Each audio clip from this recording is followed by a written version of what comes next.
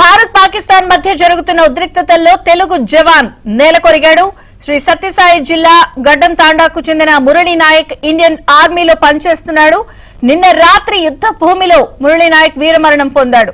విషయం తెలుసుకున్న కుటుంబ సభ్యులు కన్నీరు మున్నీరవుతున్నారు. మురళీ నాయక్ మృతదేహాన్ని రేపు స్వస్థలానికి తీసుకురానున్నారు.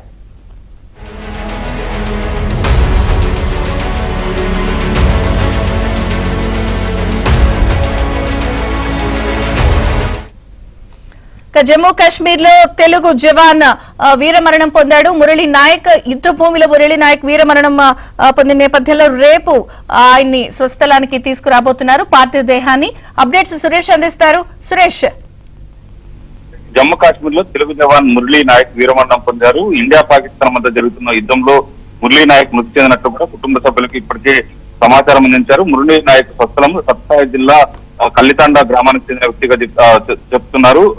ఏదైతే కల్లితాండా గ్రామానికి చెందిన శ్రీరామ్ నాయక్ జ్యోతిబాయ్ ఏకైక సంతానం మురళీ నాయక్ సోమందేపల్లి మండలం నాగనాయని చెరువు తాండాలో మురళీ నాయక్ పెరిగినట్లు కూడా చెప్తున్నారు. మురళీ నాయక్ మృతి చెందాడని సమాచారాన్ని కుటుంబ సభ్యులకు తెలిసిన వెంటనే కుటుంబ సభ్యులు సన్నిహితులు బంధుమిత్రులందరూ కూడా అక్కడ చేరుకుని బోర్ను పిలిపిస్తున్నారు. 2023 సంవత్సరంలో 2 సంవత్సరాల క్రితమే మురళీ నాయక్ ఆర్మీలో చేరారు. ఆర్మీలో చేరి జమ్మూ కాశ్మీర్ లో జరిగిన ఇండియా పాకిస్తాన్ మధ్య జరుగుతున్న యుద్ధంలో మురళీ నాయక్ చనిపోవడంతో కూడా కుటుంబ సభ్యులు మొత్తం బోర్న విలిపిస్తున్న పరిస్థితి ఉంది. 2 సంవత్సరాల క్రితమే ఆర్మీలో చేరి తన ప్రాణాలను దేశం కోసం ప్రాణాలు అర్పించారంటూ కూడా కుటుంబ సభ్యులు కన్నీరు మున్నరవుతున్న పరిస్థితి ఉంది.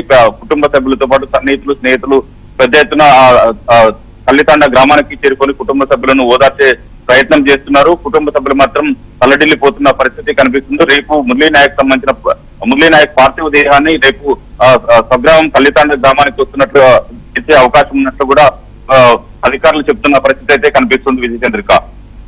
థాంక్యూ సురేష్.